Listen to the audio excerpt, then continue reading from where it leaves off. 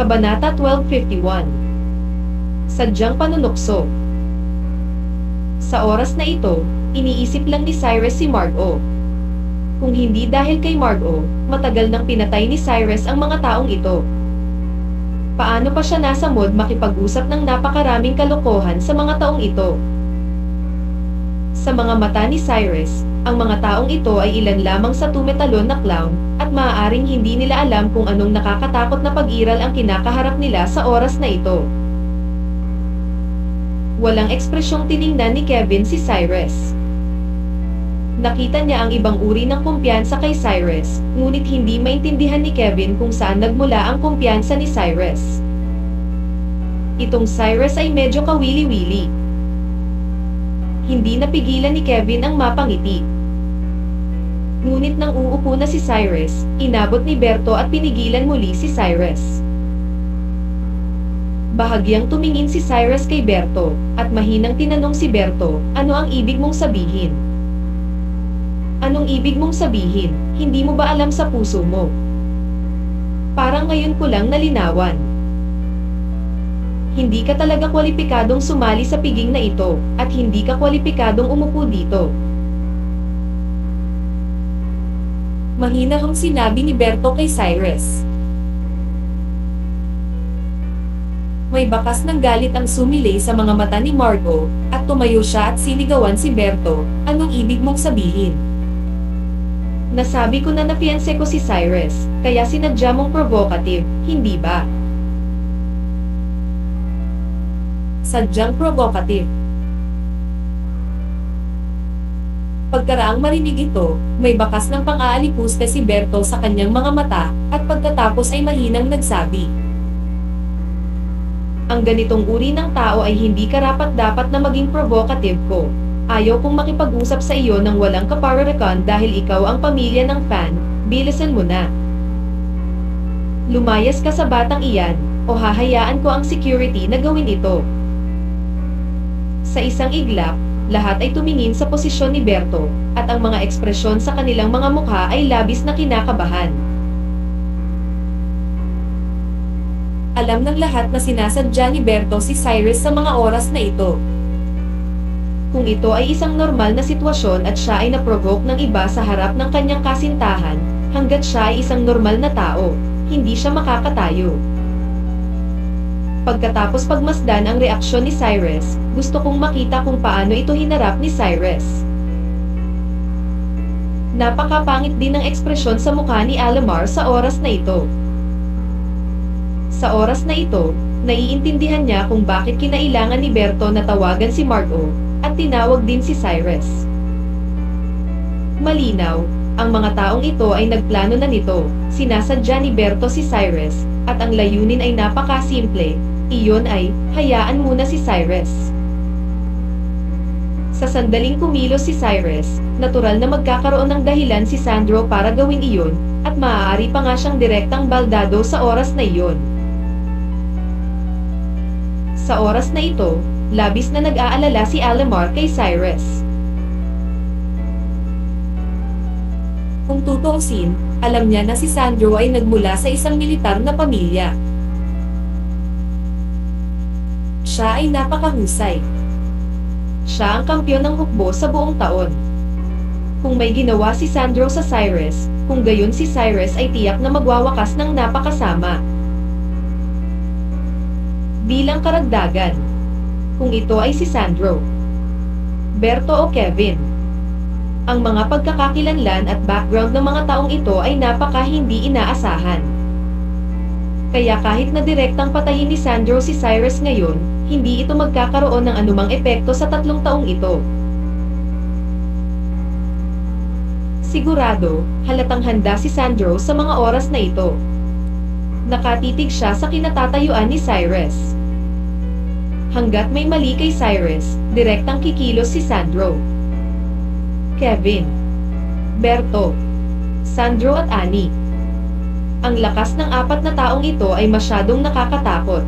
Kahit ang pamilya ng fan ay hindi maglalakas loob na kalabanin ang 4 na malalaking pamilyang ito, paanong si Cyrus ang 4 na taong ito? Paano na ang kanyang kalaban? Mukhang sa pagkakataong ito, talagang hindi pinalad si Cyrus. Hindi napigilan ni Alamar na mapabuntong hininga sa kanyang puso. Plano niyang paalalahanan si Cyrus noong una, ngunit pagkatapos mag-isip tungkol dito, makakalimutan niya ito. Kung tutuusin, isang beses lang sila nagkita ni Cyrus, at kung talagang ikinasal si Margot kay Kevin, ito ay isang magandang bagay para sa pamilya ng fan. Kaya hindi na nagsalita si Alamar pagkatapos mag-alinlangan ng ilang sandali. Nakatitig din si Arniel sa kinatatayuan ni Cyrus sa mga oras na ito, at hindi niya maiwasang palihim na hulaan kung ano ang susunod na gagawin ni Cyrus. Siyempre, umaasa pa rin si Arniel na magagawa ito ni Cyrus ng direkta. Tutal, ang kabilang partido ay si Berto. Kung gagawin ito ni Cyrus, maaaring hindi siya makaalis sa restaurant.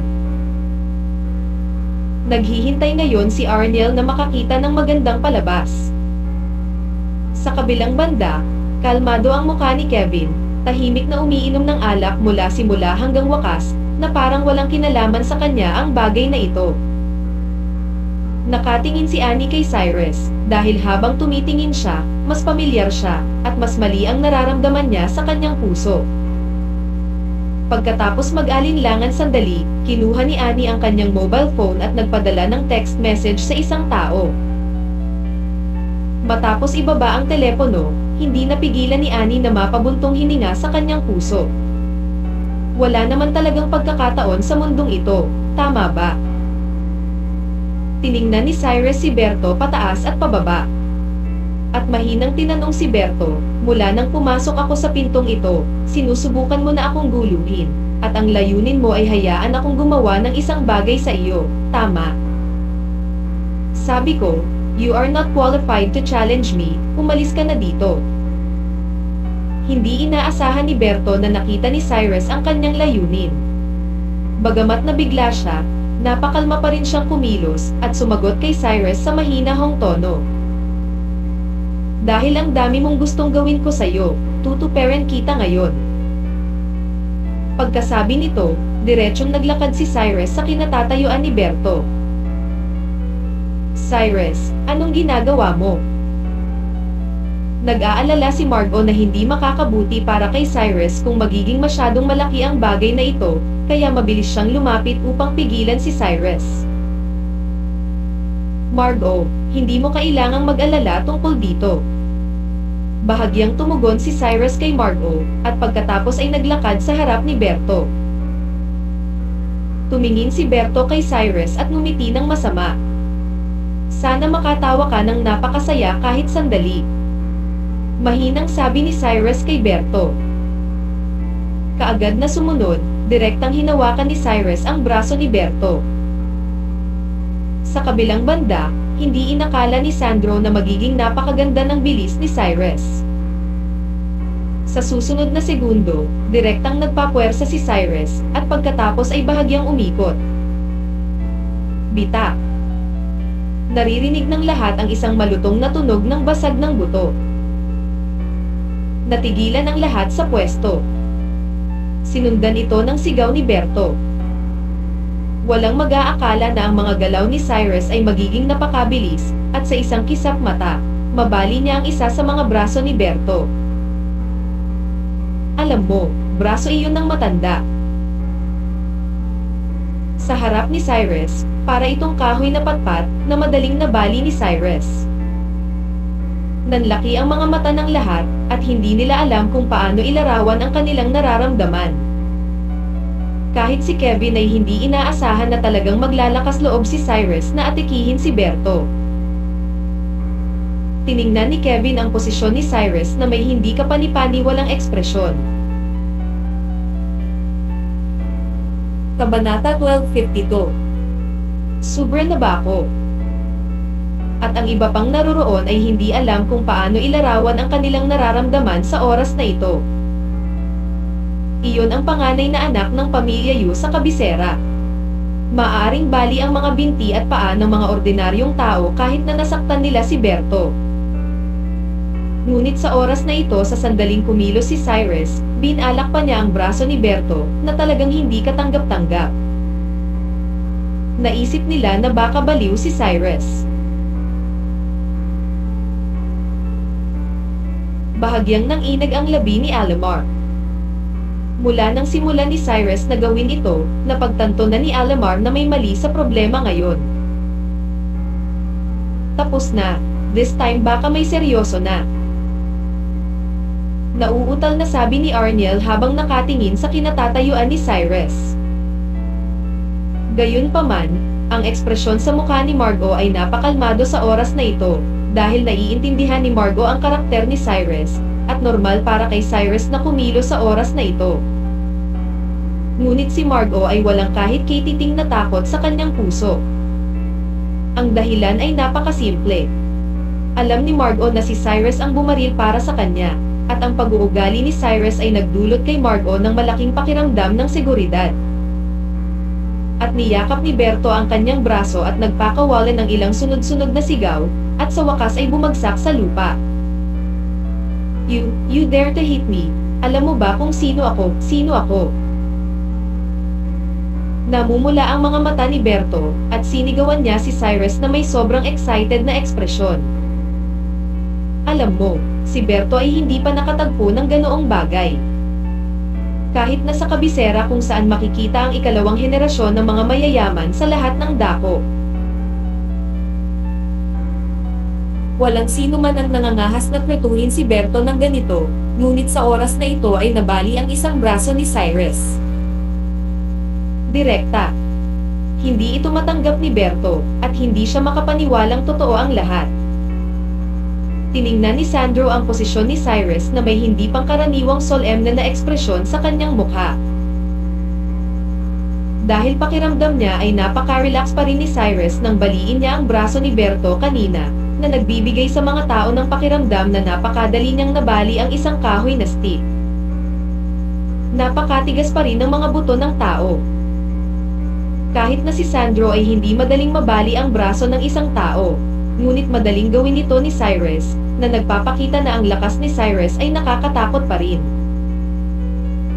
Si Cyrus kaya ay isang mandirigma.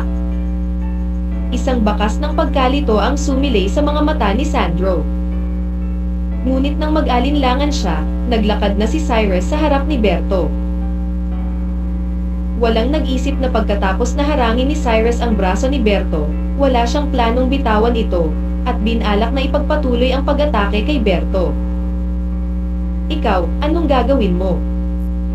Sa oras na ito, sa wakas ay alam na ni Berto kung ano ang takot, at tinanong si Cyrus na may takot na ekspresyon sa kanyang mga mata. Anong gagawin ko?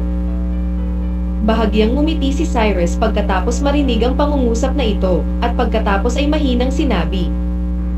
Gusto kong malaman mo ang katapusan ng pag-provoke sa akin.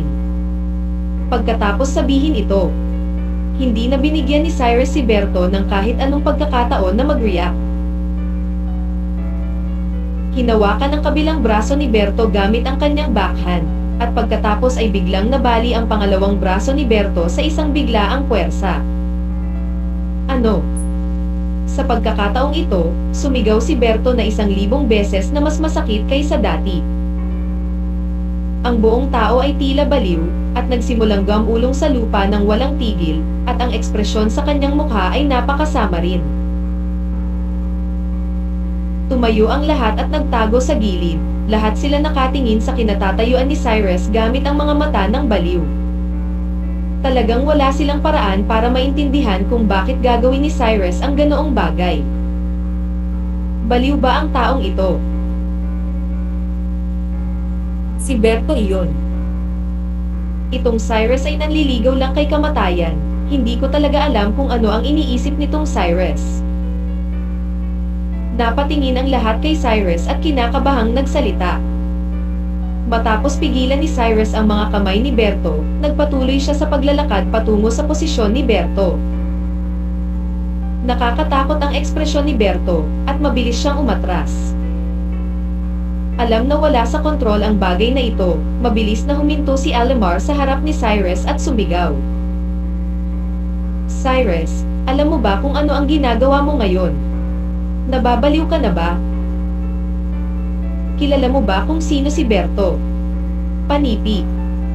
Hindi ko na kailangang malaman kung sino si Berto.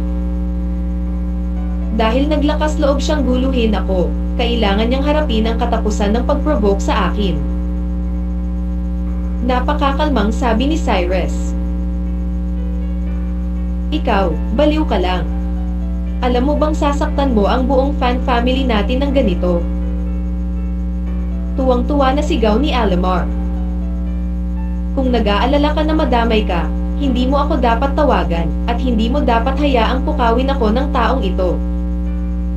Mahinang sabi ni Cyrus kay Alamar. Natigilan si Alamar nang marinig niya ang mga salita ni Cyrus. Pinagsisisihan niya talaga ang pagtawag kay Cyrus ngayon. Kung hindi niya tinawagan si Cyrus, hindi magiging ganito ang mga bagay. Nang makitang hindi nagsasalita si Alamar, dumiretso si Cyrus sa kinatatayuan ni Berto. Ako ang pamilya Yu, huwag kang pumunta dito, hindi kita papakawalan. Tumingin si Berto kay Cyrus na parang nakatingin sa dyablo, at sumigaw na may sobrang excited na ekspresyon. At hindi pinansin ni Cyrus si Berto at nagpatuloy sa paglapit kay Berto. Tama na. Nang makita ni Sandro na may binabalak si Cyrus, nagmamadali siyang sumigaw. Ngunit hindi man lang pinansin ni Cyrus si Sandro, sa halip ay itinaas niya ang kanyang kanang paa at direktang tumapak sa hita ni Berto. Bitak. Isa pang malutong na tunog. Direktang binasag ng paa ni Cyrus ang hita ni Berto. Natigilan muli ang lahat. Sinong mag-aakala na si Cyrus ay magiging napakalupit at walang awa, halatang hindi sineseryoso si Berto. Sobra ka na ba talaga? Mabilis na sinugod ni Sandro si Cyrus, at pagkatapos ay sumigaw ng galit. Masyado bang malayo ang mararating ko? Hindi mapigilan ni Cyrus na mapangiti.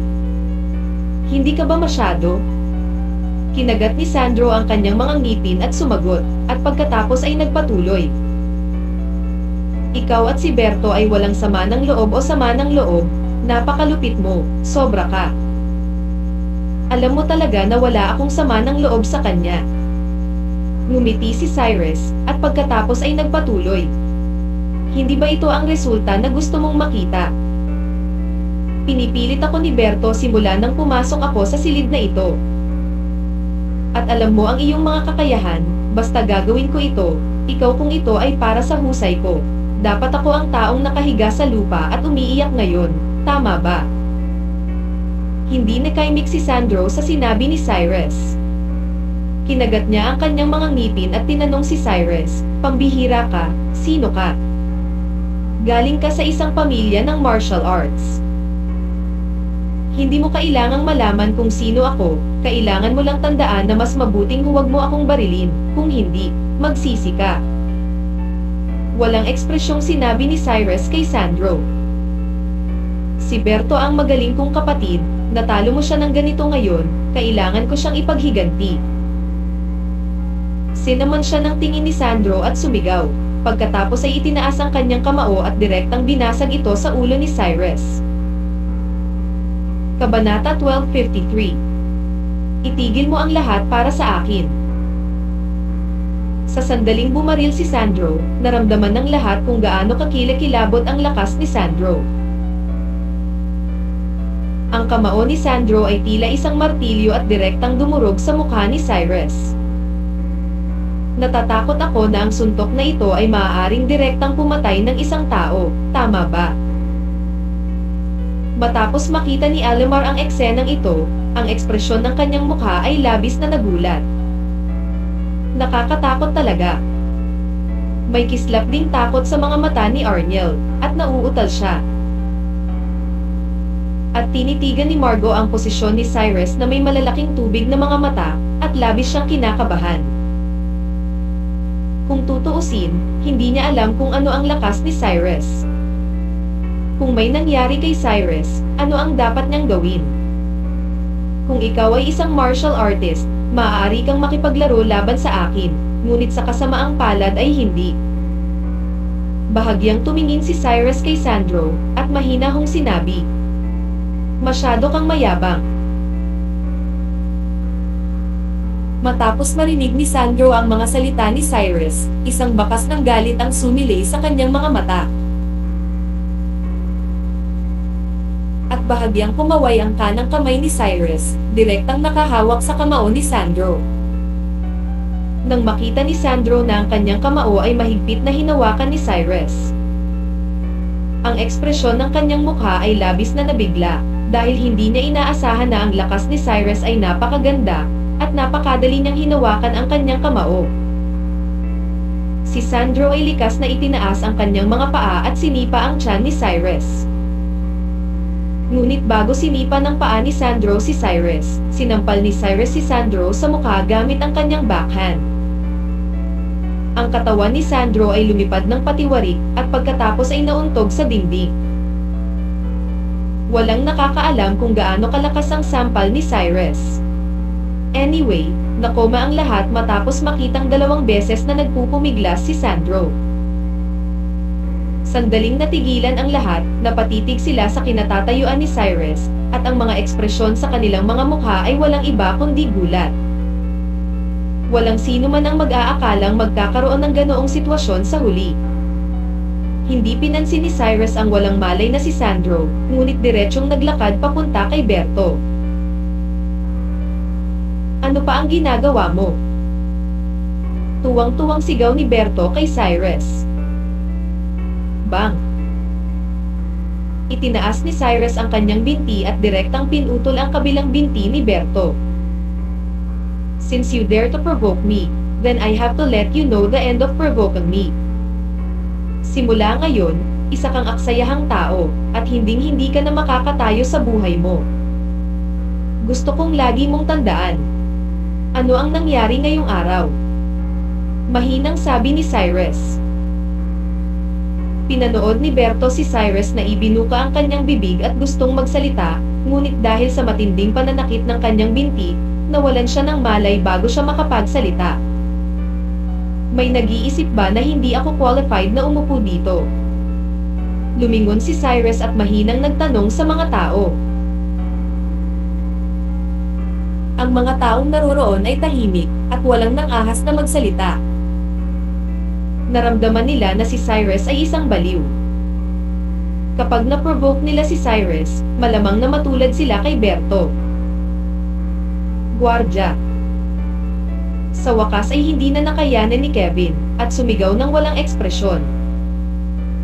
Ang mga security guard na kanina pa naghihintay sa labas ng pinto ay nagmamadaling pumasok sa bulwagan matapos marinig ang mga salita ni Kevin. Ngunit matapos makita ang eksena sa harap nila, agad silang natulala, at ang mga ekspresyon sa kanilang mga mukha ay lubhang hindi kapani-paniwala. Nagtataka sila kung bakit si Yu Shizuan ay binugbog ng ganito. Hulihin mo ang lalaking ito para sa akin. Sigaw ni Kevin sa mahinang boses. Matapos marinig ito, kinuha ng mga security guard ang kanilang sariling mga gawain at sumugod sa posisyon ni Cyrus. Ngunit sa sandaling ito, biglang tumunog ang cellphone ni Annie. Mabilis na kinuha ni Annie ang telepono at sinulyapan ito. Sa oras na ito, may larawan sa telepono ni Annie. At ang nasa larawan ay walang iba kundi si Cyrus. Ikaw talaga. Hindi napigilan ni Annie na ngumiti ng mapait. Nang idaos ni Cyrus ang pulong sa Soulbury City, ang ama ni Annie ay dumalo rin sa pulong, at nakilala rin si Cyrus, at kinuha ang larawang ito ni Cyrus. Pagka-uwi, ipinakita ng ama ni Annie ang larawang ito sa mga juniors ng pamilya Ann, at inutusan ang mga juniors ng pamilya Ann na huwag saktan ang taong ito. Nang ngayon lang nakita ni Annie si Cyrus, medyo pamilyar siya, kaya agad niyang kinontak ang kanyang ama para kunin ang larawang ito ni Mr. De La Cruz. Sa oras na ito, lahat ng bodyguard ay sumugod kay Cyrus. Tigilan mo akong lahat. Nang walang pag-aalinlangan, nagmamadaling sumigaw si Annie. At ang mga bodyguard na iyon ay lahat ay natigilan matapos marinig ang mga salita ni Annie. Ang mga ekspresyon sa kanilang mga mukha ay labis ding naguguluhan, at lahat ng naroroon ay tumingin din sa posisyon ni Annie. Ang mga salita ni Annie ay medyo nabigla sa mga bodyguard na iyon, at hindi nila alam kung sino ang dapat nilang pakinggan ngayon. Blanco ang tanong ni Kevin kay Annie, "Ano ang ibig mong sabihin, Annie? Bakit hindi mo hayaan ang mga taong ito na gawin ito?" "Oo, Miss Anne, pinoprotektahan mo ba itong Cyrus? Sobra talaga itong si Cyrus. Naglakas loob siyang bugbugin si Young Master Yu ng ganito. Dapat hayaan natin ang mga bodyguard na arestuhin siya at ipadala sa police station, para malaman niya ang katapusan ng pambubugbog." Galit na sigaw ni Arnel kay Annie. "Oo, dapat ipadala ang taong ito sa himpilan ng pulisya." Naghiyawan din ang iba pang pamilya ng Fan. Kung tutuusin, lahat ng nasa Fan family ay ayaw na may kinalaman kay Cyrus ngayon, dahil sobra na talaga ang ginawa ni Cyrus ngayon. Kung may kinalaman siya kay Cyrus, baka maapektuhan pa ang sarili niya. Sa isang iglap, sinimulan ng lahat na akusahan si Annie. Hindi maintindihan kung bakit tatayo si Annie at tutulungan si Cyrus na magsalita sa oras na ito. Naramdaman din ni Alamar na medyo sobra-sobra na ang ginawa ni Cyrus ngayon. Bukod dito, nangyari ang insidenteng ito sa party ng mga juniors ng Fan family nila. Kung hindi nahuli si Cyrus at ipinaliwanag sa pamilya Yu, baka mas lalong lumala ang mga pangyayari. Komplikado noon. Bagamat hindi natatakot ang pamilya Fan sa pamilya Yu, anuman ang mangyari, ayaw nilang magkaroon ng ganoong gulo dahil sa isang Cyrus. Higit pa rito, may mga taong tulad ni na Kevin at Kevin na nakatayo sa likod ni Berto sa oras na ito, at hindi nila kayang masaktan pa sila. Napatingin din ang lahat ng bodyguard sa kinatatayuan ni Annie. Alam nila sa kanilang mga puso na si Annie ay hindi isang ordinaryong tao, at tiyak na nasa isip ni Annie kapag sinabi niya ang ganoong bagay sa mga oras na ito. Hinihintay nilang ipaliwanag ni Annie ang tungkol sa bagay. Sinulyapan ni Annie ang lahat ng naroroon na may ekspresyon, at pagkatapos ay tinanggal ang salaming pang-araw sa kanyang mukha, inihayag ang kaakit-akit na magandang mukha. Ang hitsura ni Annie ay napakapinong at maganda, na nagbibigay sa mga tao ng pakiramdam na siya ay tulad ng muling pagkakatawang tao ni Dodgy, at ang kanyang buong katawan ay nagpapalabas ng mga pagsabog ng alindog. Napatingin din si Cyrus sa kinatatayuan ni Annie. Sa oras na ito, nagtataka rin siya kung bakit tatayo ang babaeng ito para tulungan siyang magsalita. Kung tutuusin, dapat maglaan ng oras ang lahat para linisin ang kanilang relasyon sa kanya ngayon. Kabanata 1254. Inamin ko ba ang pagkakamali ko? Matapos marinig ang mga pagdududa mula sa lahat, si Annie ay may bakas ng pang-aalipusta sa kanyang mga mata, at pagkatapos ay sinabing blanco. "Kayong mga tao ay sadyang tanga. Angie, anong ginagawa mo?" Tanong ni Kevin na may pagkadismaya. Kilala niyo lahat kung sino si Sandro. 3-time fighting champion siya. Kanina lang hindi kalaban ni Cyrus si Sandro.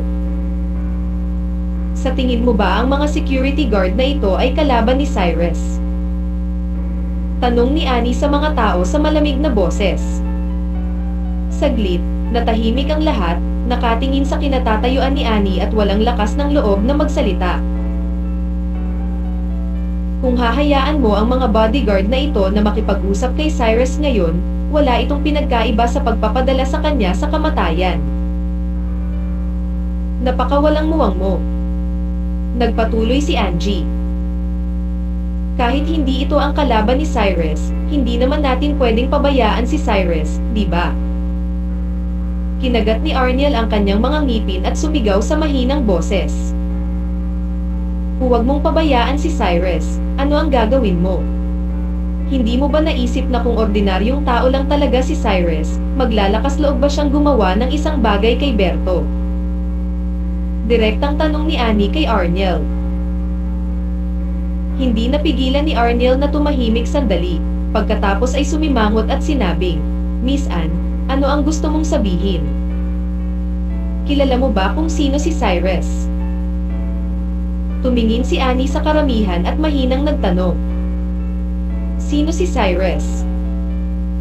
Matapos marinig ng lahat ang mga salita ni Annie, ang mga ekspresyon sa kanilang mga mukha ay lubhang naguguluhan.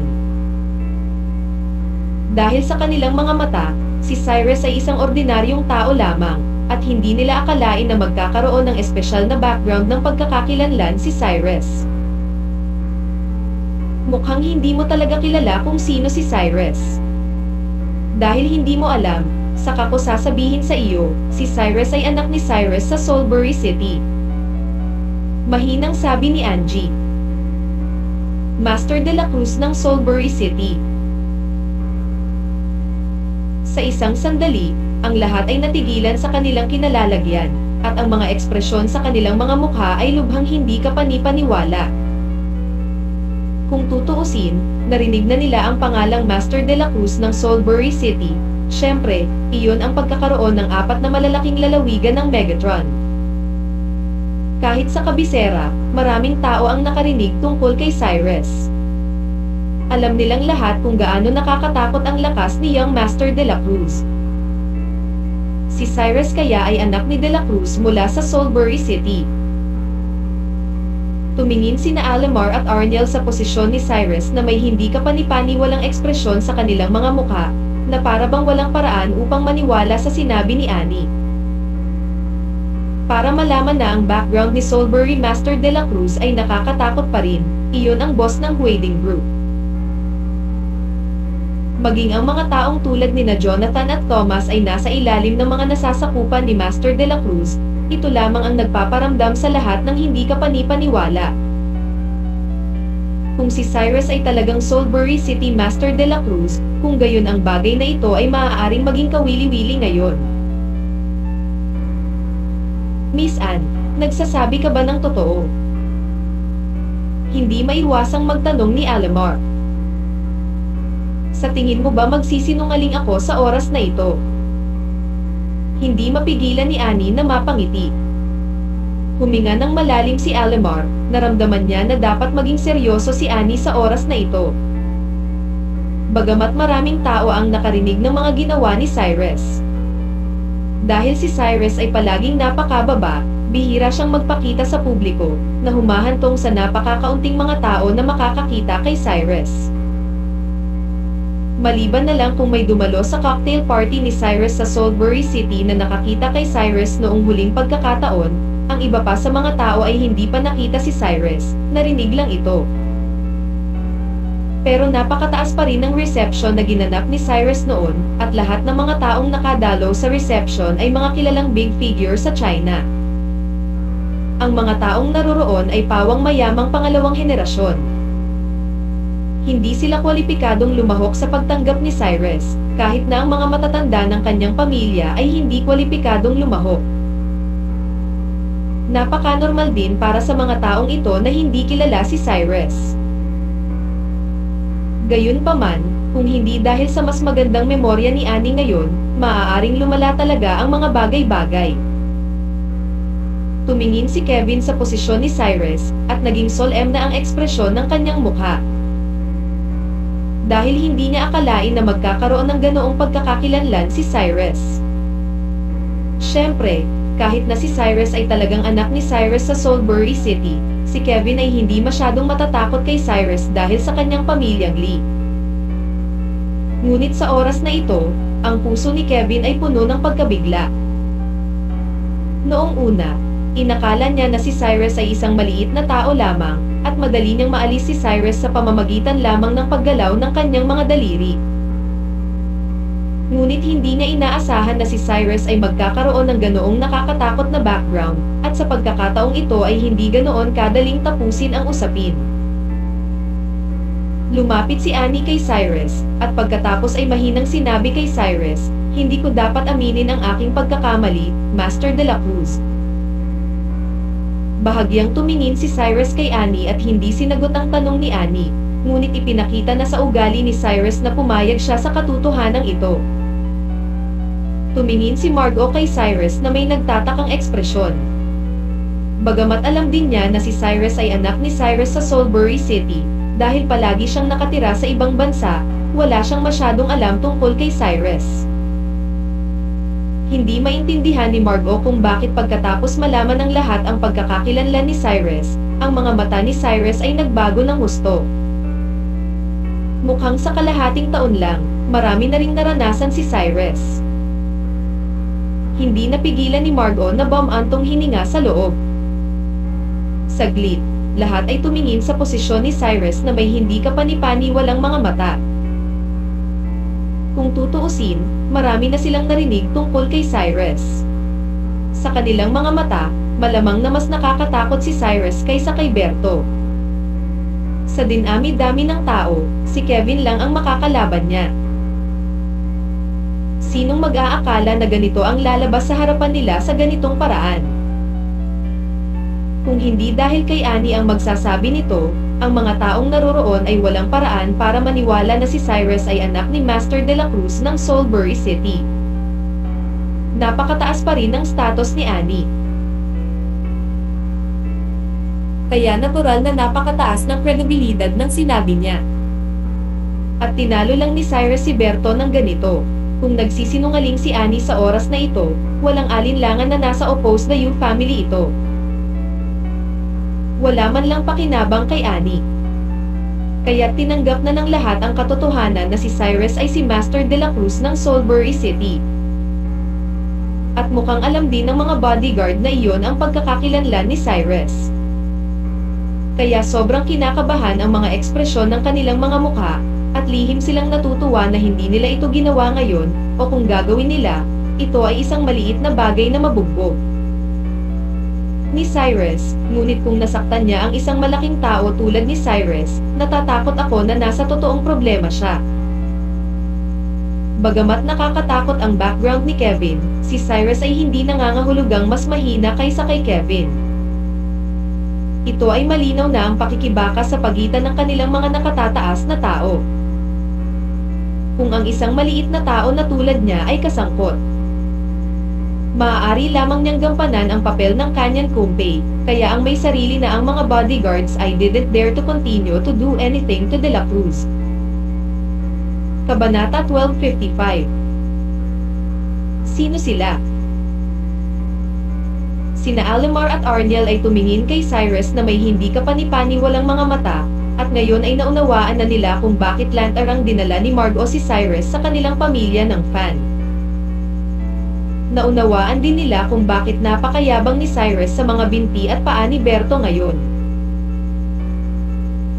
Dati akala nila ay baliw si Cyrus para gawin ang ganitong bagay, pero ngayon alam na nila na hindi baliw si Cyrus, ginawa niya ito dahil may puhunan siya para gawin iyon. Hindi kinukuha ni Cyrus ang maliit na pamilyang Yu sa kanyang mga mata. Naisip ni Alimar ang sinabi ni Cyrus sa kanila noon, na para bang ang lahat ng ito ay lohikal. Pagkatapos ng lahat, kung si Cyrus ay talagang anak ni De La Cruz mula sa Salisbury City, kung gayon mayroon siyang kapital para maging mayabang. Sa isang iglap, ang kapaligiran sa bulwagan ay naging kakaiba, at ang lahat ay nakatayo roon na tulala, hindi nangangahas na magsalita.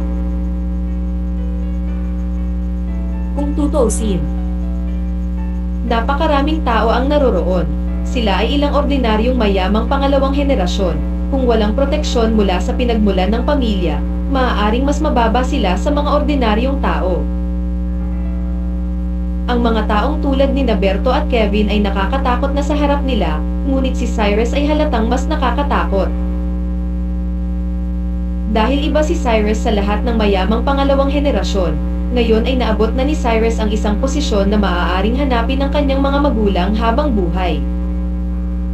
At hindi napunta sa posisyong ito si Cyrus dahil sa background ng kanyang pamilya. Hindi nila alam kung ano ang background ni Cyrus, ang alam lang nila ay sobrang nakakakilabot si Cyrus.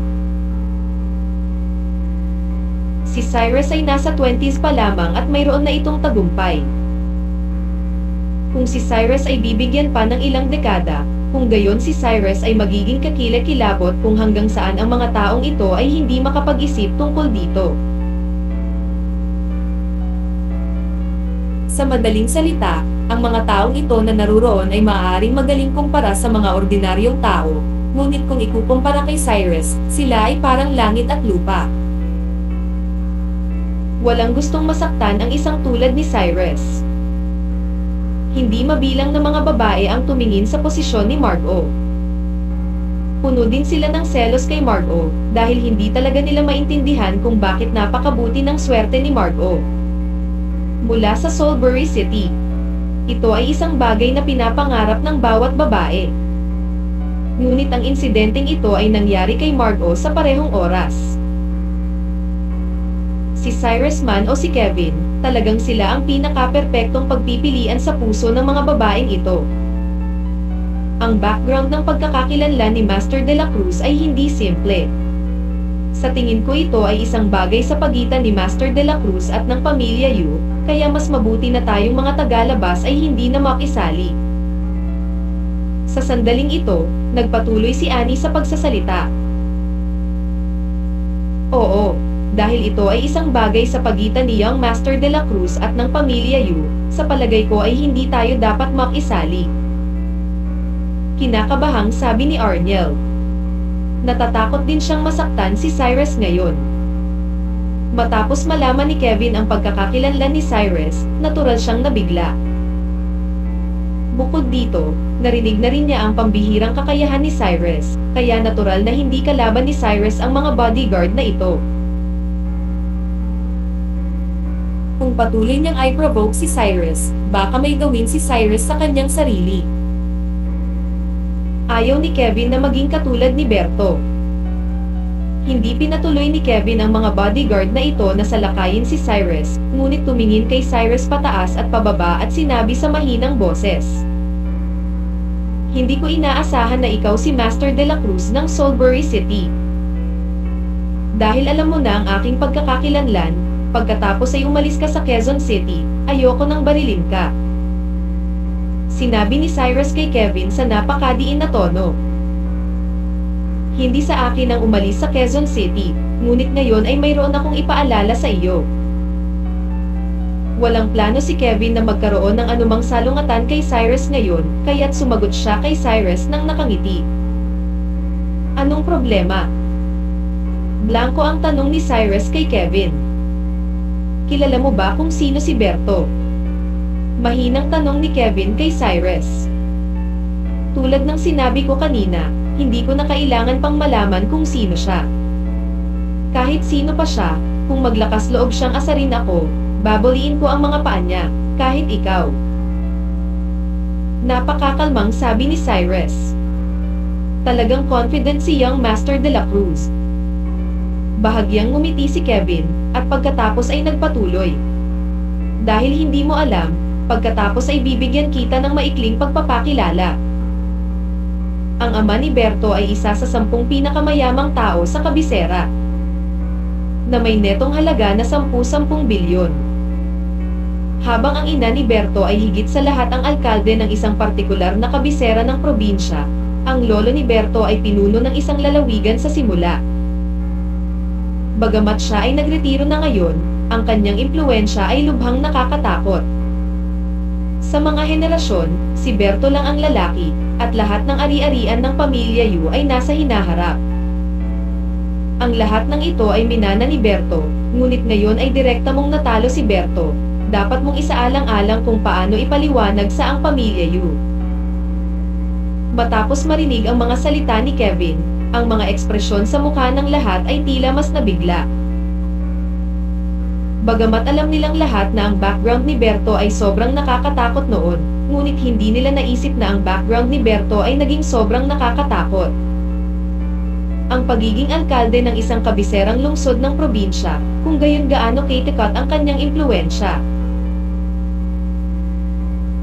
Higit pa rito, ang ama ni Berto ay isang bilyonaryo, at ang kanyang lolo at lolo ay galing din sa mga kamanghamanghang pinagmulan. Ang ganitong uri ng background ng pamilya ay sapat na para sa mga ordinaryong tao upang tumingin hanggang sa habang buhay. Kahit nabigyan sila ng 10,000 lakas ng loob, hinding-hindi sila mangangahas na saktan ang isang tulad ni Berto. Gayunpaman, matapos marinig ang mga salita ni Kevin, ang mga mata ni Cyrus ay kumislap sa panghahamak, at mahinang sinabi niya, "Paano ang isang pamilyang Yu?" Tumingin si Kevin kay Cyrus at ngumiti, at pagkatapos ay mahinang sinabi, "Tama si Young Master de la Cruz. Ang maliit na pamilyang Yu ay hindi gaanong mahalaga sa harap mo, ngunit paano kung magdagdag ka ng pamilyang Sun? Pamilya ng Sun." Matapos marinig ito, lahat ay tumingin kay Sandro, na wala ng malay. Na-promote na ngayon si Sandro bilang koronel, at siya rin ang vice captain ng ating Chinese Tigers. Nagpatuloy si Kevin. Ang mga tigre. Matapos marinig ng lahat ang mga salita ni Kevin, ang mga ekspresyon sa kanilang mga mukha ay labis na nabigla. Dahil sikat na sikat pa rin ang Tigers. Bagamat hindi masyadong malaki ang sukat ng Tigers. Basta ang mga taong makapasok sa Tigers ay pawang elite sa mga elite. Dahil ang Tigers ang pinakamakapangyarihang Special Forces unit sa China. Pero anumang ang kinabukasan ng mga taong lumabas sa Tigers na ito ay walang limitasyon. Hindi pa banggitin na si Sandro pa rin ang vice captain ng Tigers sa oras na ito, na nagpaparamdam sa mga tao na mas hindi kapani-paniwala. At ang ama ni Sandro ay commander din ng isang partikular na rehiyon ng militar. Sa sandaling ito, nagpatuloy si Kevin sa pagsasalita. Kabanata 1256. Ito ay mas nagiging kawili-wili. Ano, ang ama ni Sandro ang commander? Masyadong nakakatakot ang background nitong si Sandro, di ba? Ano ang alam mo? Narinig ko na ang ama ni Sandro ay hindi lamang commander, ngunit mayroon ding napakataas na posisyon, ang uri na madalas na makikita sa mga balita. Sa isang iglap, lahat ng naroroon ay nagsimulang mag-usap sa mahinang boses, at ang mga ekspresyon sa kanilang mga mukha ay labis na nasasabi. Sa oras na ito, ang background ni Sandro ay higit pa sa imahinasyon ng mga taong ito. Kahit na ang pamilyang Lee kung saan nakatira si Kevin ay maaaring hindi maglakas loob na kalabanan ng isang pamilya tulad ni Sandro, ngunit sinampal lang ni Cyrus si Sandro ng direkta. Sa oras na ito, lahat ay tumingin sa posisyon ni Cyrus na may nag-aalalang tingin, dahil ang mga taong ito ay napakalinaw sa kanilang mga puso. Bagamat ang background ng pagkakakilanlan ni Cyrus ay lubhang nakakatakot. Kung ito ay ilalagay sa harap ng pamilya Yu at ng pamilyang Sun, doon maaaring hindi kaya nakakatakot, hindi banggitin na mayroon pa rin Kevin sa oras na ito. Ang pamilyang Lee kung saan nabibilang si Kevin ay ang tunay na malaking pamilya, kung tutuusin, ito ay isang pamilya ng martial arts. Ang pamilyang Lee ay may maraming martial arts masters. Kung talagang galit sila sa pamilya Lee, kung ang mga martial arts masters na ito ay magkakasamang kumilos, kung gayon kahit ang mahusay na background ni Cyrus ay hindi makakapigil sa mga taong ito. Ang pamilya Yu ay napaka-impluwensya sa negosyo at politikal na bilog.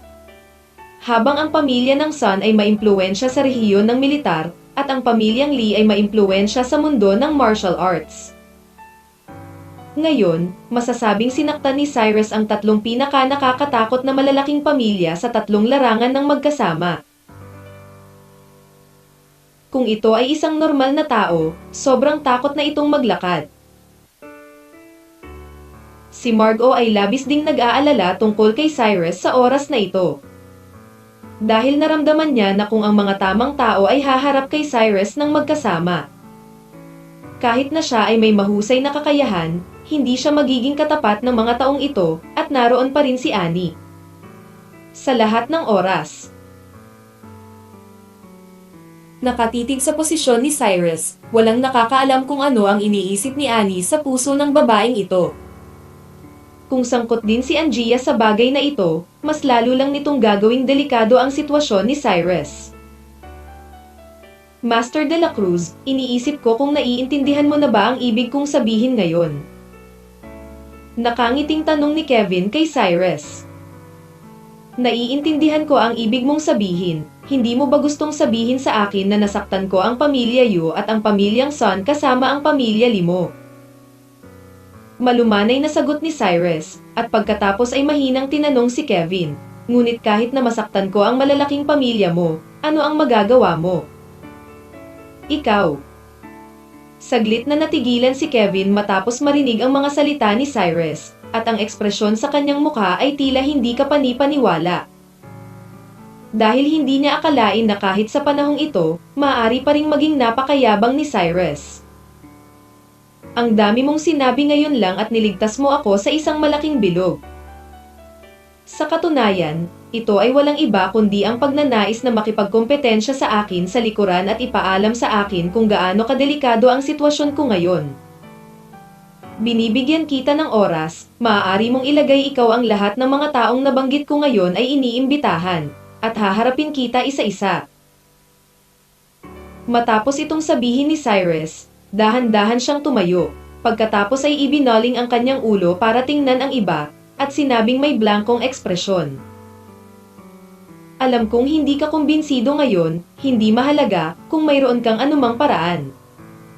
Use them together. Lumabas ka, hihintayin kita.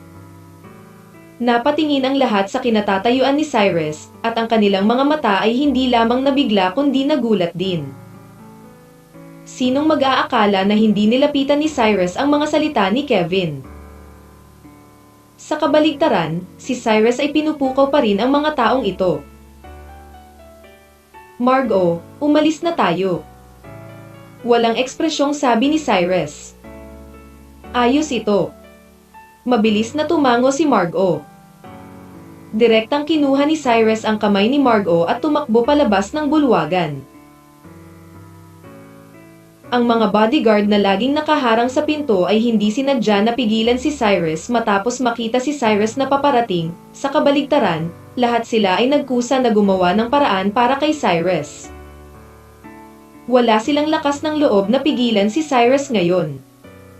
Ngunit nang si Cyrus ay lalabas na ng bulwagan, bigla siyang lumingon kay Kevin, at mahinang sinabi, nakalimutan kong ipaalala sa iyo ngayon lang. Mas mabuting layuan mo ang aking babae, o si Berto ngayon. Ang magiging kapalaran mo.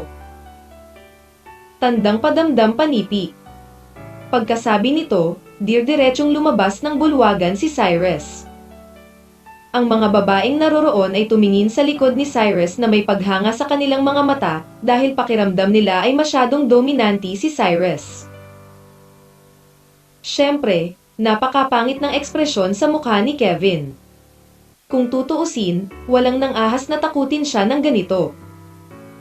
Dati, lahat ay lihim na nagdududa kung si Cyrus ay anak ni De La Cruz ng Soulbury City, ngunit ngayon alam na nila na si Cyrus ay dapat na anak ni De La Cruz ng Soulbury City. Kung hindi, si Cyrus ay hindi maaaring maging napakayabang at direktang hamarang kay Yu sa harap ng napakaraming tao. Ang mga binti ni Zuan, at pagkatapos ay nagkusa na pukawin ang pamilya Yu, ang pamilyang Sun, at ang pamilyang Lee. Kung ito ay papalitan ng mga ordinaryong tao, natatakot ako na 800 beses na silang namatay. Ngunit sa oras na ito, nakaalis siya rito nang hindi nasaktan at walang nang ahas na pigilan si Cyrus. Tiningnan ni Alamar ang nagwawala na likod ni Cyrus, at ang ekspresyon ng mukha nito ay napakawalang magawa, dahil pakiramdam niya ay sobrang tanga ng ugali ni Cyrus ngayon. Bagamat si Cyrus ay Master de la Cruz ng Soulbury City, ginamit niya ang tagumpay na ito sa murang edad, na sapat na upang hindi niya pansinin ang maraming tao. Ngunit pinutol lang ni Cyrus ang mga binti at kamay ni Berto, at na-provoke din niya ang napakaraming tao. Ito ay malinaw naman dahil hindi niya alam kung gaano kataas ang kalangitan. Gaano man kakilakilabot ang background ng pagkakakilanlan ni Cyrus, talagang imposible para sa mga ito. 3 malalaking pamilya, kalaban. Masdan mo man ang buong China, ilang tao ang maglalakas loob na kumilos ng mayabang. Hindi ko alam kung paano plano ni Cyrus na harapin ang sitwasyong ito sa araw ng piging ng kaarawan. Hindi napigilan ni Alamar ang buntong hininga sa kanyang puso. At ang magagandang mata ni Annie ay palaging kumikislap ng kakaibang tingin. Kung tutuusin, marami na siyang narinig tungkol kay Cyrus, ngunit hindi pa niya talaga nakikita si Cyrus. Pagkatapos makita si Cyrus ngayon, pakiramdam niya ay talagang si Cyrus. Sabi ng chismis.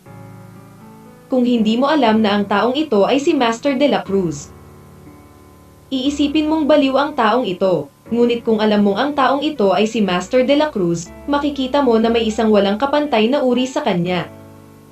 Charm. Nadama ni Annie na si Cyrus ay iba sa lahat ng lalaki, at siya ay sobrang dominante kaya hindi maintindihan ng mga tao.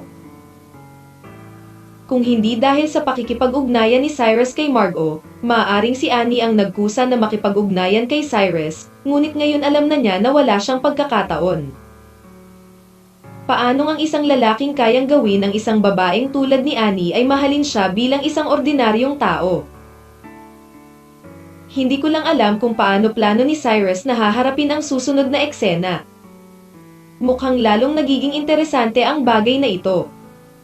Bahagyang ngumiti si Angie. At si Kevin ay tila nalulubog pa rin sa pananakot ni Cyrus sa kanya. Hindi pa siya nabantaan, at natural na hindi pa niya nararanasan ang ganoong pakiramdam. Kabanata 1257. Hindi talaga mapigilan. Cyrus, young Master de la Cruz, nakakatuwa. Ngumisi si Kevin, pagkatapos ay tumalikod at sumigaw sa mga tao sa tabi niya, anong ginagawa ninyong lahat dito? Bilisan ninyo at dalhin si Yu Gongzi sa ospital. Oo. Matapos marinig ang mga salita ni Kevin, lahat ay mabilis na binuhat si Berto, naganap na walang malay, palabas. Matapos lumabas ng hotel si Cyrus kasama si Margot, nilinggan niya si Margot, at humihingi ng tawad. Margot, pasensya na. Ang ginawa ko ngayon ay maaaring magdulot sa iyo ng kaunting problema. Bakit ka nag-sorry sa akin? Ako talaga ang dapat humingi ng tawad. Sabi ni Margot kay Cyrus na may napakasabik na ekspresyon. At hindi napigilan ni Cyrus na matigilan matapos marinig ang mga salita ni Margot, at pagkatapos ay sinabing nakangiti. Bakit naaalala mong humingi ng tawad sa akin? Hindi ba ako dapat humingi ng tawad sa iyo? Lahat ng ito ay dahil sa akin. Sinabi ni Margot na napaka-guilty. Ang mga bagay na ito ay walang kinalaman sa iyo. Malumanay na tugon ni Cyrus kay Margot. Bakit wala itong kinalaman sa akin? Direktang nagtanong si Margot, at pagkatapos ay nagpatuloy. Talagang pinagsisisihan ko ito ngayon. Kung gusto kong malaman na ang mga taong ito ay sadyang nagalit at nagpapahiya sa iyo. Kung gayon hindi kita dadalhin dito. Hindi ko inaasahan na ang mga taong ito ay labis na labis, hindi ko talaga alam kung ano ang iniisip ng mga taong ito, bakit kanila pinoprovoke kung napakahusay nila. Hindi lang ako sineryoso ng mga taong ito. Naramdaman nila na hindi ako kwalipikadong makipagkumpetensya kay Kevin, kaya binalak nila akong turuan ng magandang leksyon at hayaan akong umatras. Tumingin si Cyrus kay Margot at nagpaliwanag. Ayos lang ngayon, naging ganito. Hindi napigilan ni Margot na huminga ng mahina. Ngayong alam na nila na hindi ako ganoon kadaling guluhin, malamang hindi na sila lalapit para i-provoke ulit ako. Mahinang sabi ni Cyrus. Pagkatapos marinig ang pangungusap na ito. Ang mga mata ni Margot ay kumislap sa pag-aalala, at hindi niya maiwasang magtanong kay Cyrus ng mahina, natalo mo si Berto ng ganyan ngayon, wala ba talagang mali? Paano kung maghiganti sila? Don't worry, since I dare to break his legs and feet, then I won't fear of their revenge. In my eyes, these people are nothing. Kumpiyansa na sagot ni Cyrus. Matapos marinig ang mga salita ni Cyrus, ang nag-aalalang ekspresyon ni Margot ay hindi bumuti. Ngunit sumimangot at sinabing, "Alam kong napakalakas mo, ngunit ang mga taong ito ay hindi ganoon kadaling guluhin. Sa palagay ko ay hindi tayo dapat manatili dito, tayo na." Pabalik sa lungsod ng Soulbury. Pagkatapos ng lahat, ang lungsod ng Soulbury ay iyong teritoryo, at hindi sila mangangahas na gumawa ng anuman sa atin pagdating sa lungsod ng Soulbury. Masyado kang simple, kahit bumalik tayong dalawa sa Soulbury City, hinding-hindi ako pababayaan ng mga taong ito. Marahang umiling si Cyrus. Pero kahit hindi tayo paalisan ng mga taong ito, at least dapat mas ligtas tayo kaysa dito, di ba? Mabilis na sabi ni Margot. Hindi ligtas na bumalik sa Soulbury City. Tumugon si Cyrus sa mahinang boses, at pagkatapos ay nagpatuloy. Sumama ako sa iyo sa pagkakataong ito para lutasin ang mga problemang ito, kaya syempre hindi ako natatakot na sila ay lumapit sa akin. Kung aalis tayong dalawa ngayon, kung gayon huwag kang pumunta dito. Ngayon, dahil nandito ako ngayon, gusto ko lang ipaalam sa kanilang lahat na ikaw ang babae ko, at walang makakatama sa iyo. Nang sabihin ito ni Cyrus, napakaseryoso ng ekspresyon ng kanyang mukha. Matapos marinig ang pangungusap na ito, ang ekspresyon ng mukha ni Margot ay nag-aalala pa rin. Ngunit siya ay naantig pa rin, at pagkatapos mag-alinlangan ng ilang sandali, mahina niyang sinabi, "Okay, dahil ikaw ay may tiwala sa sarili, gagawin ko ito kahit anong mangyari." Sa tabi mo, ang malaking bagay ay sabay tayong mamamatay na dalawa. Huwag kang mag-alala, kung sino man ang mamatay, wala sa amin ang mamamatay. Inabot ni Cyrus at hinawakan ang maliit na ulo ni Margot at bahagyang ngumiti. Sino ang sinabi mong babae mo ngayon lang? Sa sandaling ito, biglang nagtanong si Margot. Ikaw. Malumanay na sagot ni Cyrus. Paano ka walang hiya? Hindi pa ako nangako na pakakasalan kita. Sumigaw si Margot kay Cyrus na may sobrang excited na ekspresyon. Kahit hindi ka nangako na papakasalan mo ako ngayon, hindi ba? Nakangiting sagot ni Cyrus. Kailangan niyang maghintay hanggang sa pakasalan mo ako. Nagpout si Margot at sumagot. Sige, papakasalan na kita pagkatapos ng usaping ito. Walang magawang ngumiti si Cyrus, pagkatapos ay binuksan ang pinto at pumasok sa kotse. Makalipas ang kalahating oras, sina Cyrus at Margot ay nagmaneho pabalik sa hotel, naghugas sandali, at pagkatapos ay nagpahinga. Sa oras na ito, hindi itinapat ni Cyrus sa kanyang puso ang nangyari ngayon. Kung tutuusin, pinlano na ni Cyrus ang lahat ng ito.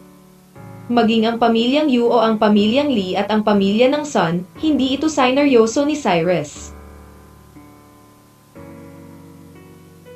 Sa kabilang banda, pagkatapos may padala si Berto sa ospital, bumalik kaagad si Arnil sa bahay ni Fan at sinabi ito sa kanyang ama na si Rolly Fan. Matapos marinig ang tungkol dito, nanginginig si Rolly sa galit, at direktang tinawag ang lahat ng senior management ng Fan family sa conference room. Sa oras na ito, naroroon na ang lahat ng senior na miyembro ng pamilya ng Fan, ngunit hindi nagpakita si Diane. Sa pamilya ng Fan, kung wala si Diane, tiyak na si Rolly, ang panganay na anak, ang may huling say. Nagloloko lang, anong gustong gawin nitong Cyrus? Baliw ba siya? Tinitigan ni Rolly ang kanyang mga mata at sumigaw na may kakaibang galit na ekspresyon sa kanyang mukha. At si Arnil ay sobrang kinakabahan din sa oras na ito, nakatayo sa lugar at hindi nang ahas na magsalita. Huminga ng malalim si Rolly, tinuro si Arnil at pinagalitan. Sabi mo, tinanong mo ako kung ano ang gagawin, halatang nandoon ka noon. Bakit hindi mo pinigilan ang Cyrus na iyon? Bakit mo hinayaan ang mga ito? Nag-aaway ang mga tao. Ang nakakairita ay binali ni Cyrus ang mga binti at paa ni Berto sa harap ng napakaraming tao. Hindi mo ba pinigilan si Cyrus? Hindi talaga maintindihan ni Rolly kung bakit binugbog ng ganito si Berto samantalang napakaraming tao ang naroon noong mga oras na iyon. Dad, gusto ko nang pigilan noon, pero hindi ko talaga mapigilan. Isa lang halimaw ang Cyrus na iyon, napakalakas. Walang magawang sagot ni Arniel. Pagkatapos marinig ito, ang mga mata ni Rolly ay kumislap sa pagkalito, at pagkatapos ay sumimangot siya at sinabing, "Hindi mo mapipigilan ang paglubog ng mag-isa, hindi ba napakaraming tao doon? Wala bang seguridad sa hotel? Ilang tao ang magagawa, hindi ba titigil si Cyrus?" Kabanata 1258. Marami.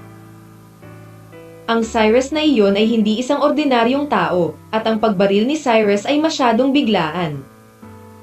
Sa sandaling siya ay pumutok, direkta niyang pinutol ang isa sa mga braso ni Berto. Kahit na ang mga taong tulad ni Sandro ay hindi mapigilan si Cyrus, at ang mga security guard na iyon ay natural. Hindi ng ahas. Gawin mo kay Cyrus. Walang magawang sabi ni Arniel. Basura, basura lang. Tuwang-tuwang sigaw ni Rolly. Dad, hindi simple ang identity background ni Cyrus, kahit napigilan ko, hindi ako maglalakas loob. Kinagat ni Arniel ang kanyang mga ngipin at sinabi. Hindi simple ang identity background ni Cyrus, sino siya? Tanong ni Rolly na nakakunot ang noo. Itong Cyrus ay si Master de la Cruz ng Soulbury City. Walang magawang sagot ni Arniel. Ano? Nanlamig si Rolly sa kinatatayuan matapos marinig ang pangungusap na ito. Na may hindi kapani-paniwalang ekspresyon sa kanyang mukha, mabilis siyang naglakad papunta kay Arniel, at pagkatapos ay tinanong si Arniel sa mahinang boses, "Sino ang sinabi mong si Cyrus ito?" Siya ay si Master de la Cruz ng Soulbury City. Kahit na ang isang malaking tao tulad ni na Jonathan at Thomas ay nasa ilalim ng mga sakop ni Cyrus. Talagang hindi kami nangangahas na masaktan siya ng madali. Walang magawang sigaw ni Arniel. Master de la Cruz ng Soulbury City. Nang marinig ng lahat ang pangungusap na ito, ang lahat ay nahulog sa malalim na pagkabigla. Hindi ko akalain na ang Cyrus na ito ay may magandang background. Oo, ito pala ay Soulbury City Master de la Cruz. No wonder ang yabang nitong si Cyrus. Nagsimulang magsalita ang lahat sa mahinang boses. Kung tutuusin, narinig na nilang lahat ang tungkol kay Cyrus, at natural nilang naiintindihan kung gaano katikat ang tinatawag na Soulbury City Master de la Cruz. Ang hindi nila akalain ay ang tinatawag na Young Master de la Cruz na ito ng Soulbury City ay talagang ang batang dinala ni Margo. Walang nag-iisip na magiging ganito ang sitwasyon. Dahil din sa balitang ito, nagsimulang magbago ang impresyon ng lahat kay Cyrus.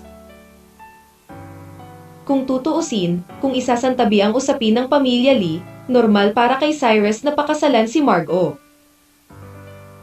Kung tutuusin, ang lakas ni Soulbury City Master de la Cruz ay nakakatakot din, at tiyak na karapat-dapat siya kay Margo. Hindi katakataka na si Margo ay napakatapang at naglakas loob na dalhin ang batang iyon sa bahay ng aming fan. Ang batang ito pala ay si Master de la Cruz ng Soulbury City. Ngayon ay naiintindihan ko na sa wakas kung ano ang nangyayari. Soulbury City Master de la Cruz ay napakalakas pa rin. Panipi. Sa sandaling ito, biglang nagsalita ang isang matandang lalaki. Oo, kung ang batang ito ay talagang Young Master de la Cruz ng Soulbury City, kailangan talaga niyang pag-isipan ito. Mabilis namang sumunod ang iba. Sa tingin ko, makakapantay din ng Soulbury City Master de la Cruz ang pamilya ng fan natin.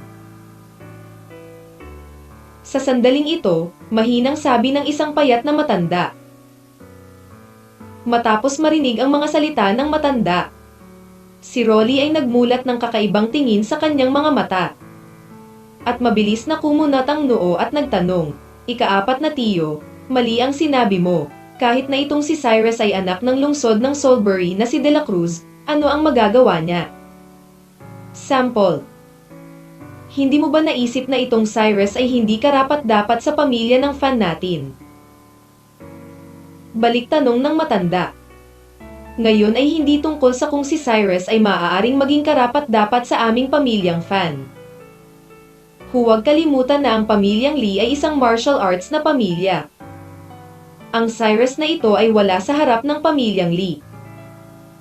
At ang ugali ni Cyrus ay talagang ilang masyadong mayabang at dominante. Kung ikakasal natin si Margot nitong Cyrus, natatakot akong magdulot ito ng malaking gulo sa ating pamilya sa hinaharap.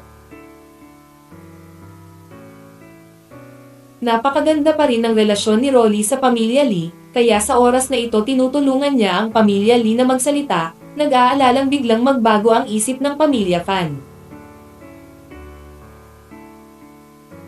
Matapos marinig ang pangungusap na ito, ang matandang nagsalita noon ay may bakas ng kawalan ng kakayahan na sumilay sa kanyang mga mata, at ibinaba ang kanyang ulo at hindi nagsalita. Dahil napakaganda pa rin ang relasyon ng matandang ito at ng ama ni Jasmine. Ngunit medyo mababa ang katayuan ng matanda sa pamilya ng fan, at wala siyang karapatang magsalita, kaya pagkatapos marinig ang mga salita ni Rolly, natural na hindi siya manggahez. Magsabi pa. Sa pamilyang fan, hindi kung sino ang mas matanda ang nagsasalita, ngunit kung sino ang mas makapangyarihan at mas makapangyarihan magsalita. Kinokontrol ni Rolly ang maraming negosyo ng pamilya ng fan at pangalawa lamang ito sa padre de pamilya. Hindi gaanong nagbigay ng kontribusyon ang matanda sa pamilya ng fan ngayon, kaya kahit pagsabihan siya ni Rolly, hindi siya nang ahas. Upang pabulaanan ang anumang bagay. Sa tingin ko ay hindi mali ang sinabi ni Rolly. Kahit na si Cyrus ay may ilang background, si Master De La Cruz ng Salisbury City ay talagang napakalakas, ngunit kahit gaano pa niya ikumpara sa pamilyang Lee, mas mahina pa rin siya. Nagsimula ring makita ng lahat ang hangin. Tama, at tinalo ni Cyrus si Berto para maging ganoon. Tiyak na hindi susuko ang pamilya Yu sa bagay na ito. Kung magiging masyadong malapit tayo kay Cyrus, baka masangkot pa tayo sa sarili natin. Sa oras na iyon, sinasaktan ko ang pamilya Yu at ang pamilyang Lee ng Sun dahil sa isang maliit na Cyrus. Talagang sulit ang pagkawala. Mas gusto pa rin natin ang pamilyang Yu ng pamilyang Lee. Sa tingin ko ito ang tamang pagpipilian. Sumunod naman ang lahat. Bahagyang tumango si Rolly matapos marinig ang sinabi ng mga taong ito na nagpapahayag ng kasiyahan. Sa mata ng mga taong ito, gaano man kalakas si Cyrus, nag-iisa pa rin siya at hindi pa niya nagawang makipagkumpetensya sa tatlong malalaking pamilya, ang pamilyang Lee, ang pamilyang Yu at ang pamilya ng Sun. Tahimik na nakaupo si Jasmine sa lugar nang walang sinasabi. Sa katunayan, labis din siyang nagulat sa kanyang puso. Hindi niya inaasahan na gagawin ni Cyrus ang ganoong bagay. Ngunit hindi ito ang mahalaga sa kanya. Ang talagang mahalaga sa kanya ay kung ang bagay na ito ay magdudulot sa kanya ng ilang problema. Kung hindi ito magdulot ng problema sa kanya, at maaari niyang samantalahin ang pagkakataong ito na hayaan ang pamilyang Lee na alisin si Cyrus, ito ay isang magandang bagay para kay Jasmine. Okay, walang kwenta na pag-usapan natin ang mga ito ngayon. Hintayin natin na dumating ang Patriarch at tingnan kung ano ang sasabihin ng Patriarch. Sa sandaling ito, biglang sinabi ni Rolly. Kakapasok lang ni Diane sa conference room sa oras na ito. Matapos makita si Diane, tila nahanap na ng lahat ang gulugod, at lahat sila ay nagsimulang magtanong ng opinyon ni Diane. Hindi umimik si Diane mula simula hanggang wakas, at walang nakakaalam kung ano ang iniisip ni Diane. Patriarch, sa tingin mo, paano dapat hawakan ang bagay na ito? Pagkaupo ni Diane, tinanong ni Rolly si Diane. Saglit na nag-alinlangan si Diane. Pagkatapos ay dahan-daang ibinaling ang kanyang ulo upang tingnan ang kinatatayuan ni Arniel. At sinabi kay Arniel na may blankong muka, sabihin mo sa akin ang tungkol sa pangyayari ngayon mula simula hanggang katapusan, hindi mo kailangang paghaluin ang iyong nararamdaman. Sabihin mo lang kung ano ang kulay, alam mo ba? Narinig ni Arniel ang mga salita ni Diane, at hindi siya nang ahas na magsalita ng walang kapararakan sa hinaharap, kaya nagmamadali niyang sinabi ang pangyayari ngayon mula simula hanggang katapusan. Kabanata 1259. Manatiling neutral. Bagamat pinaalalahanan ni Diane si Arniel na huwag magdala ng sarili niyang emosyon, si Arniel ay talagang mas hilig sa panig ni Kevin sa kanyang mga salita. Pagkatapos ng lahat, ang kanyang ama na si Rolly ay nasa panig ni Kevin, at dapat niyang suportahan ang kanyang ama. Matapos ganap na ikwento ni Arniel ang buong bagay, naramdaman ng lahat na masyadong mayabang ang karakter ni Cyrus. Sa katunayan, walang masyadong ginawa si Berto. Tinalo talaga ni Cyrus si Berto para maging ganito. Bukod dito, isa-isa ring sinabi ni Arniel ang lahat ng mga salitang sinabi ni Cyrus, at ang lahat ay lalong nagalit matapos itong marinig. Medyo mayabang itong si Cyrus. Halatang hindi niya sineseryoso ang fan family namin. Boss lang siya ng Soulbury City. I guess he has to expect us guys to shit on our necks. Sigaw ng isang matandang lalaki na may galit na galit. Oo, masyadong mayabang ang personalidad nitong si Cyrus, paano kaya magkakaroon ng ganyang yabang? Hindi ko talaga alam kung ano ang tumatakbo sa isip nitong si Cyrus. Nagsimulang mag-usap ang lahat sa mahinang boses. Gayunpaman, sa sandaling ito, biglang itinaas ni Diane ang kanyang ulo at sumulyap kay Arniel. At pagkatapos ay blanko na tinanong si Arniel, ang Sandro na binanggit mo ngayon ay dapat na anak ng pamilya ni Commander Son, tama ba?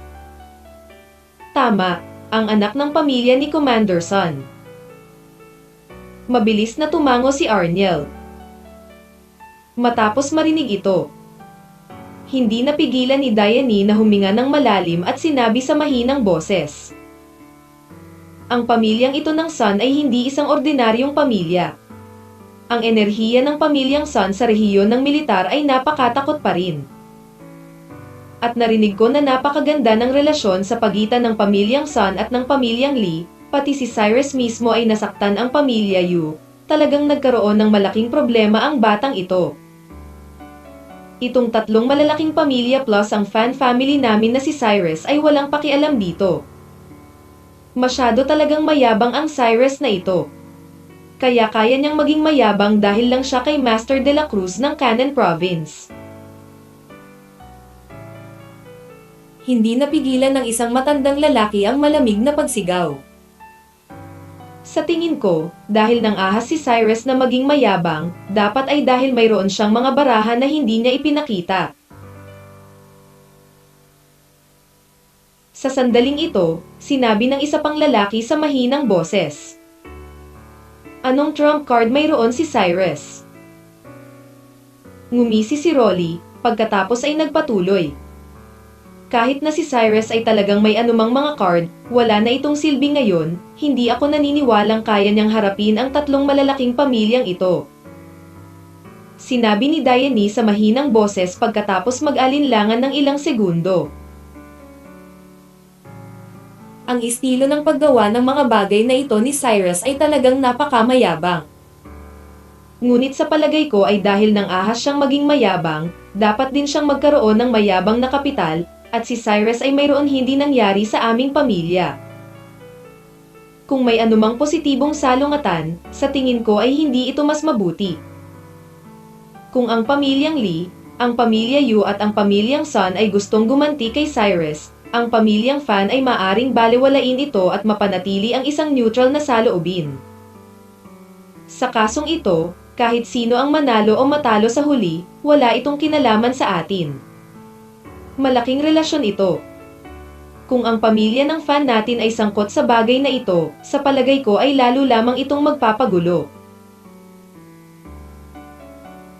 Kahit alinang partido ay na-offend, magkakaroon ito ng napakalaking epekto sa atin, kaya kailangan pa rin nating manatiling neutral.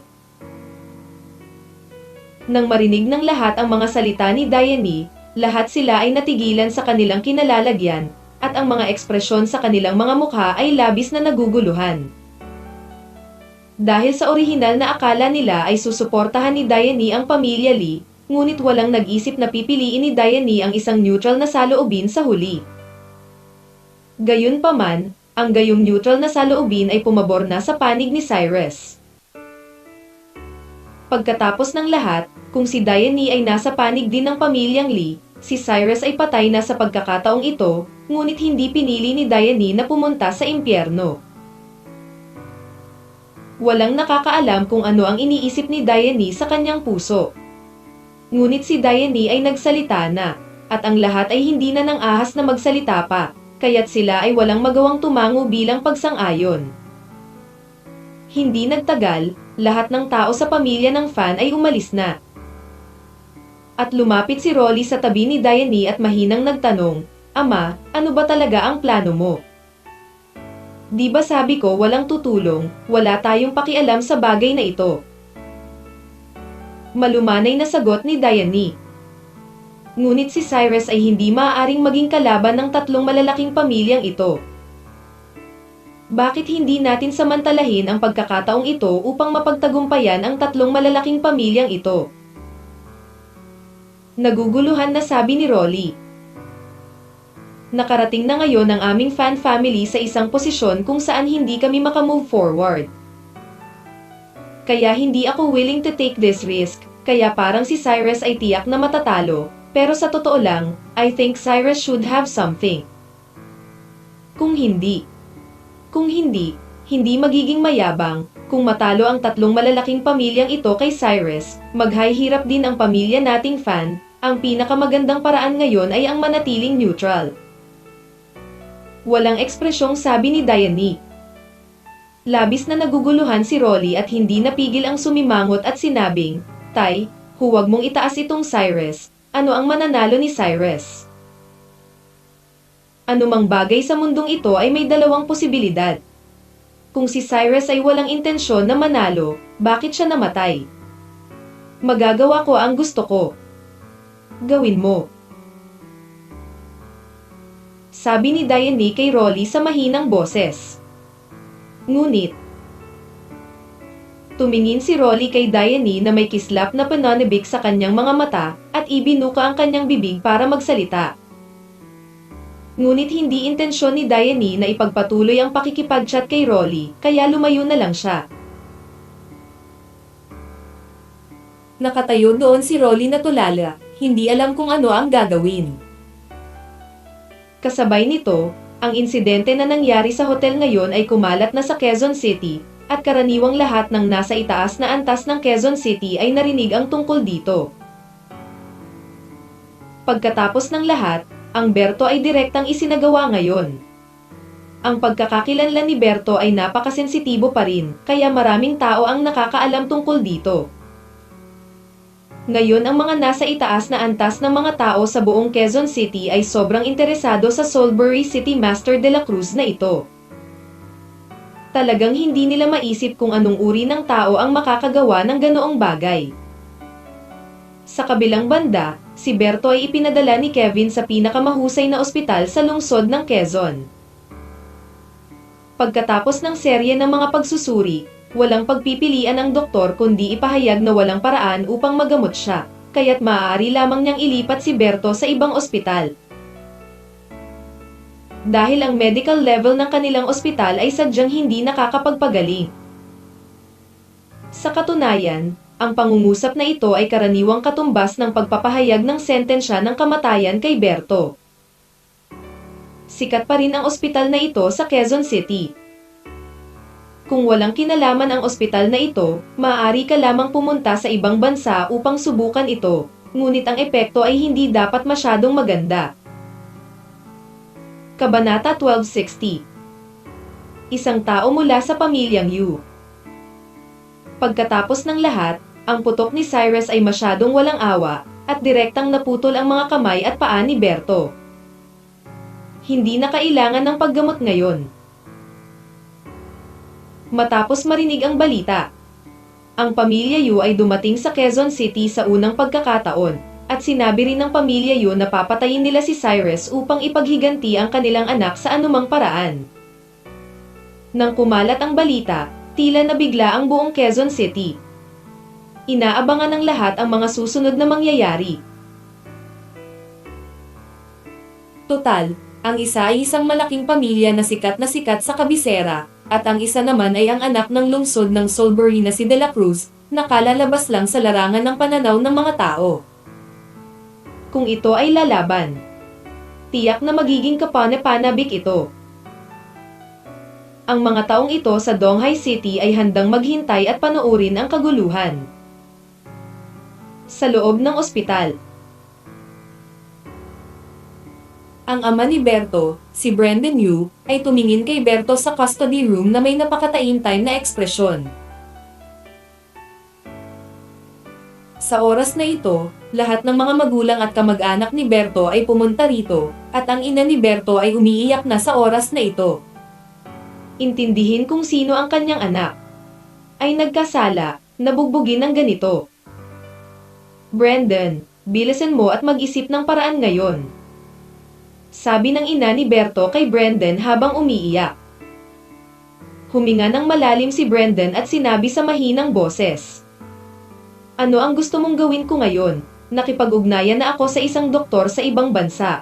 Ngunit ang pinakamabilis na paraan para dumaan sa proseso ng paglipat ay bukas, at hindi tayo makakaalis. Ngayon, panipi. Oh, my God, anong klaseng kasalanan ang ginagawa natin? Sino ba ang sinasaktan natin?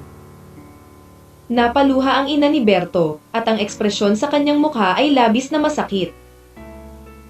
Sige, ganito na. Ano pa ang silbi ng pag-iyak ngayon? Kumunat ang noo ni Brendan at napag-alitan. Sa sandaling ito, lumabas ang doktor mula sa intensive care unit. Mabilis na lumapit sa kanya si Brendan, at pagkatapos ay tuwang-tuwang nagtanong, Doktor, kumusta ang anak ko? Matapos marinig ito, ang doktor ay umiling ng walang magawa, at mahinang sinabi. Mister, Yu ay nahihiya. Wala tayong magagawa. Ang kabilang partido ay masyadong walang awa. Ang mga buto ni Master Yu ay nabasag na lahat, ngayon ay halos doon na. Walang pagkakataon na gumaling.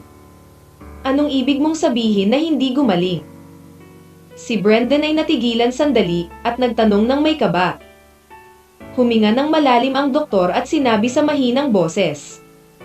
Iyang Master Yu, tinatayang habang buhay na lang siyang mahiga sa kama, dahil bali ang kanyang mga paa at kamay, kaya't kaya niya, hindi man lang umupo sa wheelchair. At pagkatapos marinig ni Brendan ang pangungusap na ito, ang buong tao ay natigilan sa kinalalagyan, pakiramdam na ang kanyang mga mata ay ganap na madilim, at ang resultang ito ay halatang hindi katanggap-tanggap sa kanya. At ang ina ni Berto ay nahimatay din sa lugar. Mister Yu, hindi mo na kailangang maging masyadong malungkot ngayon. Kung pinahihintulutan ng mga kondisyon, maaari mo ring dalhin ang iyong anak na pumunta sa ibang bansa upang makita, ngunit sa palagay ko ay walang pag-asa, maliban kung ang teknolohiyang medikal ay mas maunlad sa ilang taon. Ngayon, baka may pag-asa pa, at ngayon ang pag-asa ay napakaliit. Tumingin ang doktor kay Brendan at nagpatuloy. Huminga ng malalim si Brendan, pagkatapos ay kinagat ang kanyang mga ngipin at sinabing, Doktor, naiintindihan ko. Tumingin ang doktor kay Brendan at bahagyang tumango, pagkatapos ay tumalikod at umalis. Bakit ba napakalupit nitong si Cyrus? Anong klaseng sama ng loob ang mayroon ang anak ko sa kanya? Tumingin si Brendan sa likod ng doktor na may matinding galit na ekspresyon sa mukha. Pagkaraan ng ilang sandali ay nag-alinlangan, gumawa ng hakbang si Kevin upang hanapin ang panig ni Brendan, at pagkatapos ay bumulong. Tito Yu, nandoon ako noon, hindi ko mapigilan si Cyrus, naging ganito si Berto, mayroon din akong malaking problema dito. Responsibilidad, kaya kahit anong gusto mong gawin, hindi tatayo ang pamilya natin Lee, gusto kong tulungan si Berto na maghiganti. Kevin, maaari mong ipadala ang aking anak sa ospital. At maaari mong sabihin sa akin ito, ako ay lubos na nagpapasalamat sa iyo, ngunit ang bagay na ito ay walang kinalaman sa iyo, ngunit dahil ang Cyrus na iyon ay masyadong mayabang. Siya ay hindi kunin ang aming pamilya Yu sa kanyang mga mata. Brendan na nagngangalit ang kanyang mga ngipin at sinabi. Oo, pinaalalahanan ko rin si Cyrus noon, ngunit hindi sineseryoso ni Cyrus ang aking mga salita. Nagkunwaring walang magawa si Kevin at mahinang sinabi kay Brendan. Tawag.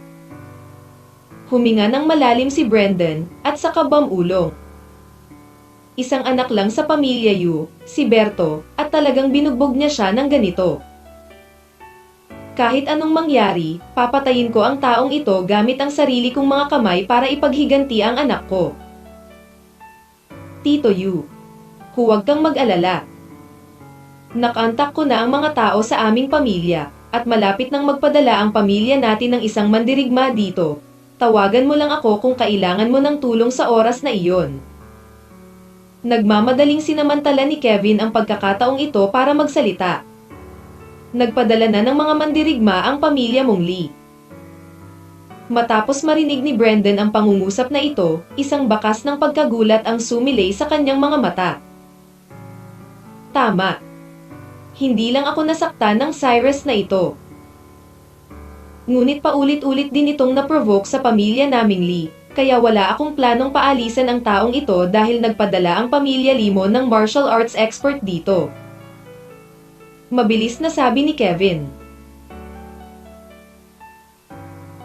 Kung gayon ay makatitiyak ako, dapat kong basagin itong Cyrus sa 10,000 piraso, kung hindi, mahirap lutasin ang puot sa aking puso.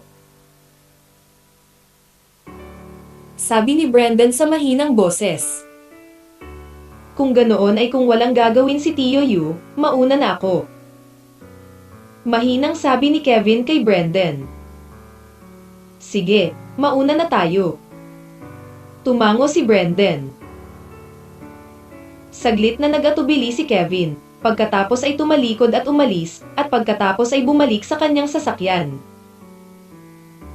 Pagkasakay sa kotse, lumingon ang driver para tingnan si Kevin, at pagkatapos ay mahinang tinanong si Kevin, Mr.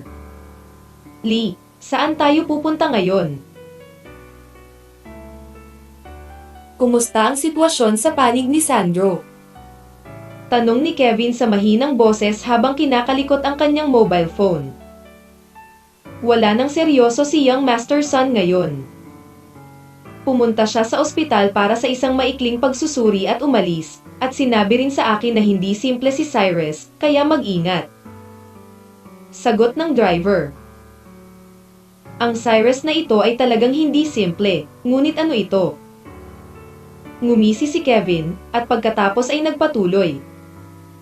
Ang Cyrus na ito ay nakasakit ng napakaraming tao sa pagkakataong ito, kahit na hindi ko gawin ito, hindi ba gagawin ito ng pamilya Yu? Hindi man lang tayo sineseryoso ni Cyrus, siya ay nagbayad ng halaga para sa kanyang pagmamataas. Oo, siguradong hindi papakawalan ng pamilya Yu si Cyrus. Bahagyang tumango ang driver. Nga pala, anong nangyayari kay Annie? Patuloy na tanong ni Kevin sa driver. Ito. Mukhang nag-aalangan ang driver.